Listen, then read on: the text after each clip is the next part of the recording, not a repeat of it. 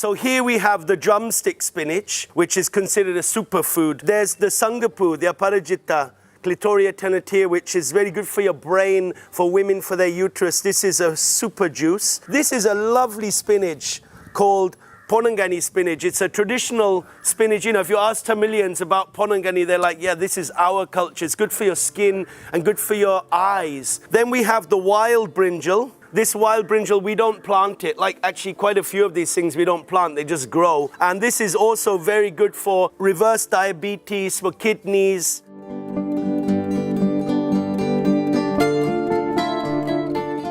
This is something that's so fundamental, you know, in our very existence. To know what foods are local, to know what foods are good for us, to know what foods, you know, can be eaten.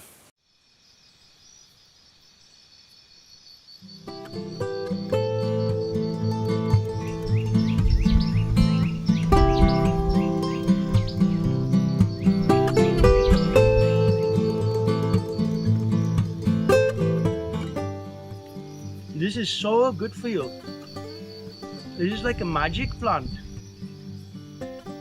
And it's a weed.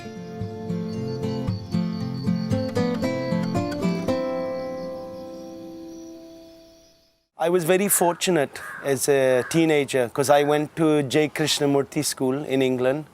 And in that school we were very free, you know, to explore more existential questions of life, you know, why was I born? What's the meaning of my life?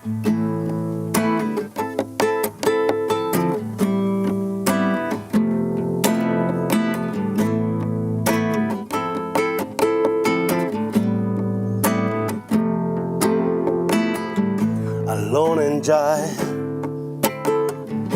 oh, cry and bear it all. Myself a call, I'm just an echo on a distant wall. Oh, could it be that beauty's kiss tonight drives me far from my tomorrows? Say my prayers and I'll say them right. I ended up studying a lot of jazz guitar and I was doing a lot of theater. I was even doing research in genetics. My teacher, he encouraged us to get involved in publishing scientific papers. But it was at that time that I discovered my passion for farming and gardening, you know, a life close to nature, growing my own food.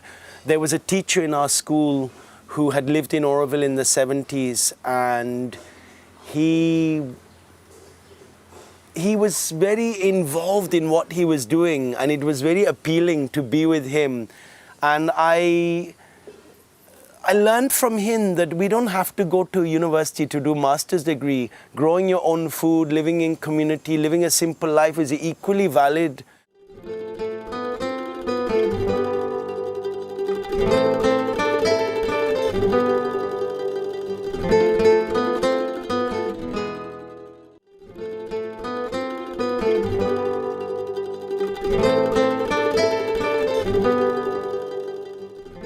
So when we started Solitude, you know, it used to be farmland, but it hadn't been used for many years.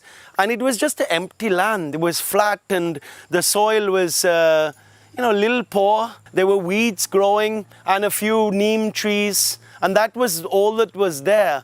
So we really started from scratch with this land.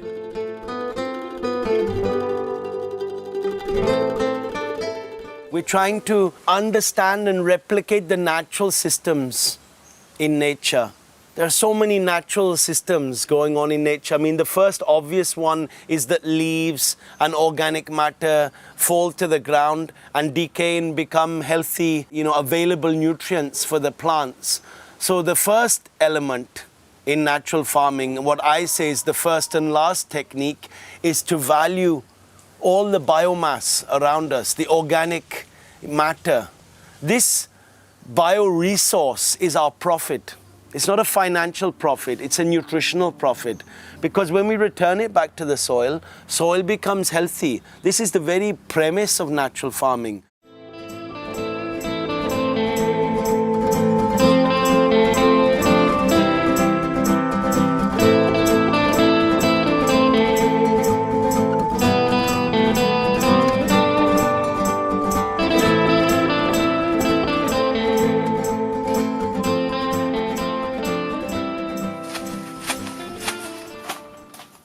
in the city, people outside are still stuck with like maybe like 7 to 8 varieties of food that they are eating. People are just eating cauliflowers. Some, maybe like in Bombay also, we eat like 2 varieties of spinaches, but when I came here and I saw, it was like 8 varieties of spinaches, and out of that 4 we are not even growing.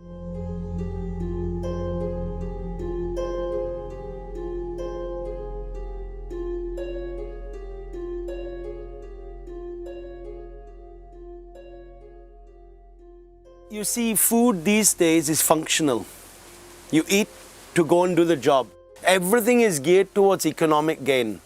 I got the iPad, I got the car, but when there's no water left in the tap, what use is that?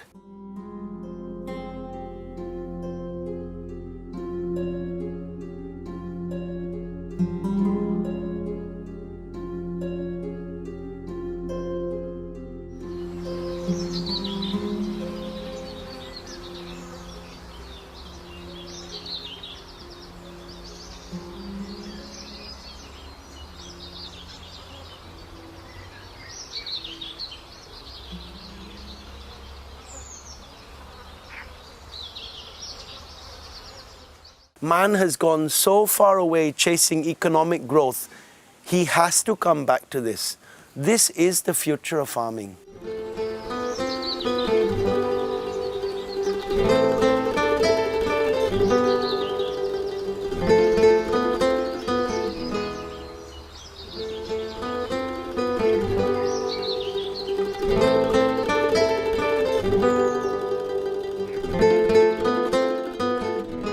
First, as I said, we plant fruit trees. There's a ramphal, and there's tamarind, and there's jackfruit, and mangoes, and sapotas. There's a wide diversity of fruit trees.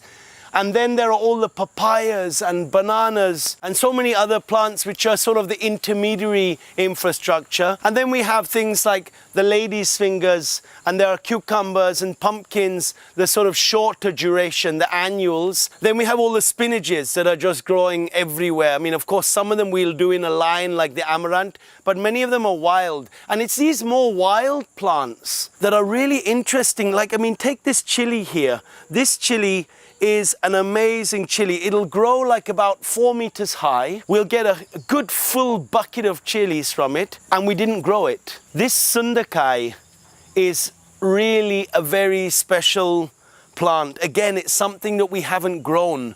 It grows all over the farm now, and it grows all over the farm because we valued it. But the main point is we didn't grow it. It grew on its own. There was no industrialization needed for this. There is no carbon footprint.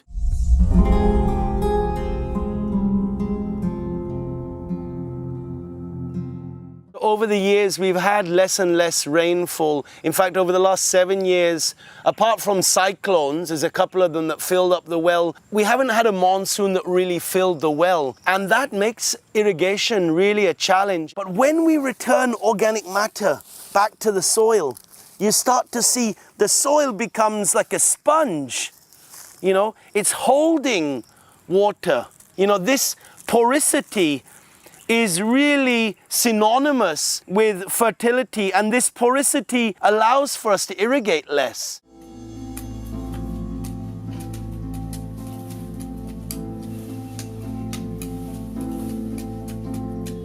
People ask me, no, what about pests? In natural farming, there are no pests, because there's an equilibrium starting with the soil and then starting with such diversity. As you walk through the fields, there's a very nice smell of different plants. The insects find their place in that, but not one insect predominates to create destruction, you know, of the whole crop.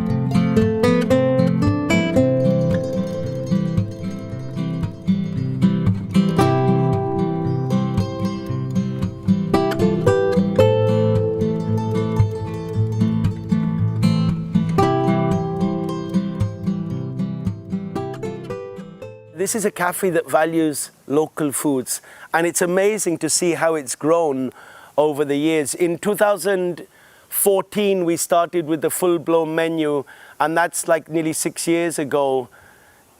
It's become so popular, and you can see in our bioregion how green papaya is slowly valued by more and more people, how certain spinaches are valued by more people. Someone from Sweden showed me how she was using the banana stem, and you know, that's very heartwarming because that's the aim of this cafe.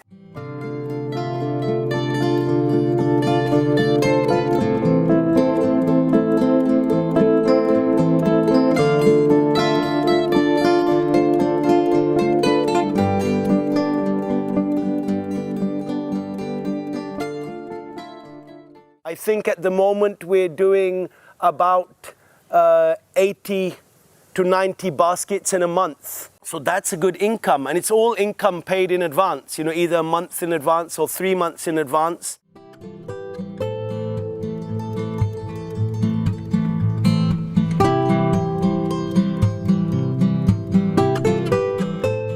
Many people come in, they say, how can I start? And I've got this 1 acre land. And I say, well, start with fruit trees, and around each fruit tree, make a garden. You know, so you're watering those fruit trees, and that water will also go for that garden. So around each fruit tree, you have like a 2.5 meter diameter circle where you have tapioca, the maravillikilinga, kappa, you have drumstick, you have a papaya, you have a couple of bananas, and maybe you have pumpkins that go out. So instead of trying to, you know, irrigate the whole field and take care of a whole field, you've actually got, say, 20 or 30 circles that you take care of. And you could even put a drip on each circle, because you have to be practical, you know.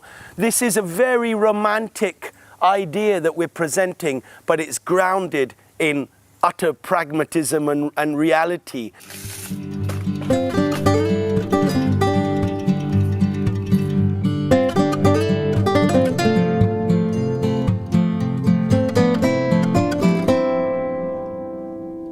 The key to this system for a local farmer, after the technical, you know, implementation, is community. Because without community, you can't share the gifts of Mother Nature. Shops don't want banana stem and banana flower and chicken spinach. You know, shops want beetroots and potatoes and carrots. So it's really about having a community of 20, 30 people for an acre farm, and they say, give me the nutrition of Mother Nature. Let my children grow up eating seasonal foods, eating foods that are relevant to my culture and are good for me nutritionally and medicinally. So when you have that community that honors the farmer and honors what he can offer, then the farmer has economic, you know, gain. He'll have an income. Oh, have you seen my, I defy the line that's drawn to define me. Have you seen my, I defy the line that's drawn to define me. Have you seen my, I defy the line that's drawn to define me. Have you seen my, oh, have you seen my, I defy the line that's drawn to define me.